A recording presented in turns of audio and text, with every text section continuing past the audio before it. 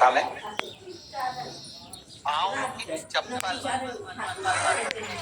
बार बार टूट रही हो।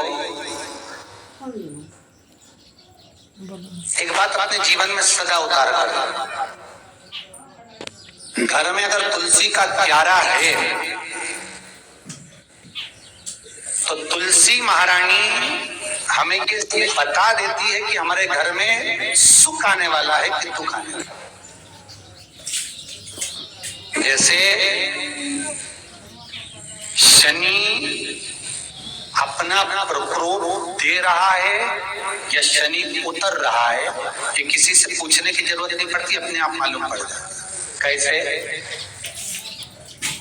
शनि कथा अगर आपने सुनी हो तो उसमें व्याख्यान आता है शनि कथा में, पाँव की चप्पल बार बार टूट रही हो,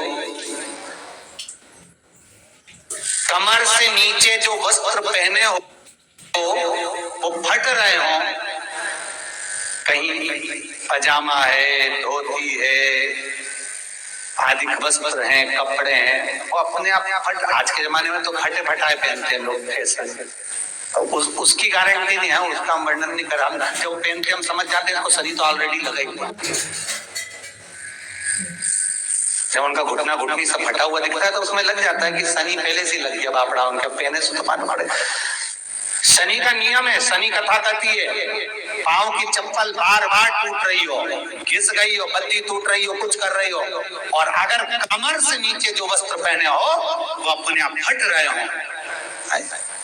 समझ लेना कि शनि पाँव से प्रवेश कर रहा, मतलब अपनी प्रखरता शनि दिखा रहा।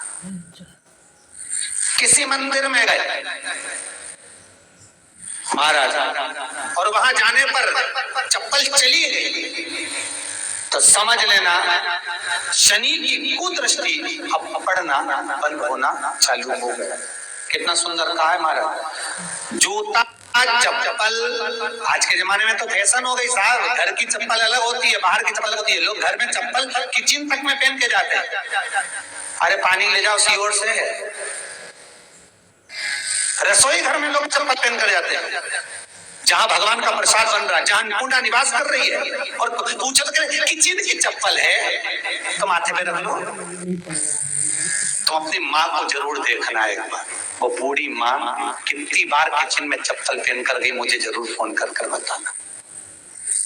बूढ़ी माँ रसोई घर में आज भी बिना चप्पल के जाती है, और पवन की कहीं एड़ी नहीं फट जाए, ठंड नहीं बैठ जाए, इसलिए ये रसोई घर तक में चप्पल पहनकर जाती है। सूर्य नारायण की कथा पढ़ना, शनि महाराज की कथा पढ़ना, और गरुड़ पुराण की कथा पढ़ना। जिन जिन कथाओं का हम व्याख्यान कर रहे हैं उसको पढ़ना जरूर हो। क्या लिखा है? घर के अंदर जब चप्पल जाती है, रोग, बीमारी, कष्ट, तकलीफ चालू हो जाती है।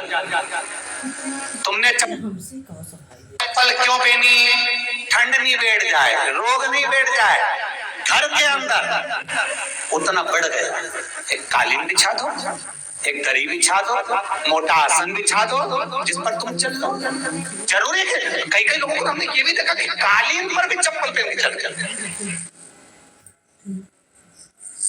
और ब्राह्मणों को भोजन परोस रहे, गुरुजन को भोजन परोस रहा है, ठाकुर जी की थाली बना रहा है, ठाकुर जी का थाल लगा रहा है, तो भी चप्पल है पाँव।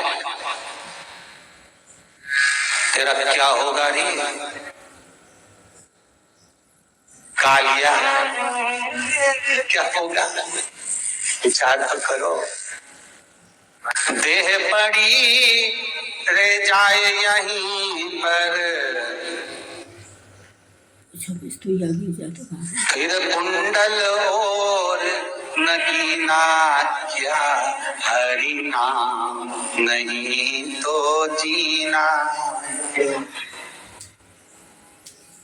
अभी भी सुधर जाओ रे, अभी भी सुधर जाओ, नहीं सुधरो तो सिधर जाओ रे, या तो सुधरो नहीं तो सिद्धरो, थोड़ा सुधरो। रसोई घर में अन्नपूर्णा रहती है। रसोई घर में शिवपुराण की कथा कहती है, जब भगवान शंकर को मां जगत जननी भोजन करा रही थी, शंकर जी ने वर मांगा था अन्नपूर्णा, हे अन्नपूर्णे, तुम मेरे घर के बच्चों का भरण पोषण कर रही है। इस मृत्यु लोक में जितने मनुष्य जन्म लेते हैं ये मेरे पुत्र कहलाते हैं। तो अन्नपूर्णा ने कहा, चिंता मत करना भोलेनाथ, जिस जगह पर एक स्त्री, बेटी, कन्या या घर की बहू या बूढ़ी माँ भोजन बनाएगी, उस जगह पर मैं अन्नपूर्णा उसके शरीर में प्रवेश करूंगी। रसोई घर नहीं होगा, वो मेरा और तुम्हारा मंदिर कहलाएगा। अब मंदिर में चप्पल पहनकर भोजन का निर्माण करना ये श्रेष्ठता है। एक आसन पटक लो आप रसोई घर के अंदर, जिस आसन पे खड़े होकर आप भोजन बना लो, मोटा सा आसन रख लो, चप्पल की जरूरत ही नहीं। श्रीमद् भागवत कथा कर रही है, तुलसी का मात्र तो शनि अपनी दृष्टि बता देता है। शास्त्र कहता है जब घर के अंदर प्रवेश करने के, जब आप घर में प्रवेश करें तो कोने में चप्पल को उतार दें। बाहर जगह नहीं है तो घर के अंदर प्रवेश कर लेफ्ट में चप्पल को उतार दें,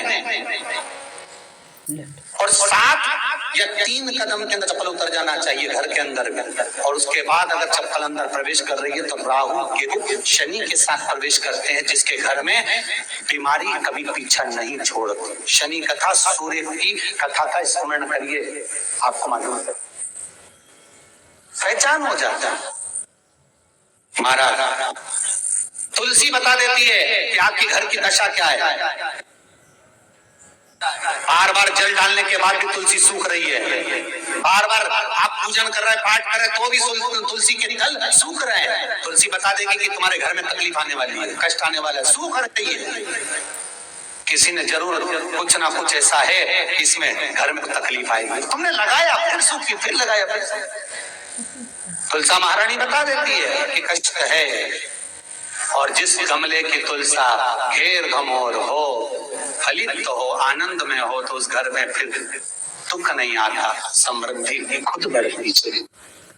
जिन शंकर भगवान को आप जल चढ़ाते हो, जिन ठाकुर जी से आप लाड लड़ाते हो, जिन भगवान कृष्ण का आप स्मरण करते हो, राधा रानी का आप नाम जाप करते हो, जिस परमात्मा का आप भजन कर रहे हो, कीर्तन कर रहे हो, नाम जाप कर रहे हो, नाम स्मरण कर रहे हो, उससे तुम्हारा एक संबंध होना चाहिए, एक रिश्तेदारी होना चाहिए।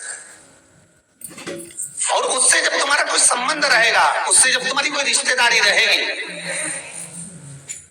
तो उस रिश्तेदारी में जैसे ही आपके प्राण छूटे, और छूटते से ही आप जब गए, जाते ही आप कहोगे कि कृष्ण से मेरा ये संबंध है, वो मेरा पुत्र, वो मेरा भाई, वो मेरा बेटा, वो मेरा सगा, वो मेरा रिश्तेदार, वो मेरा कुटुंबी, वो मेरा पुत्र।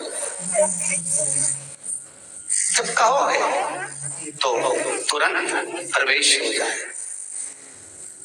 महाराज भगवान से संबंध होना चाहिए। कई लोग भगवान को सवेरे से रिझाने बैठते हैं तो भगवान को बनी बनाई बात कहते हैं,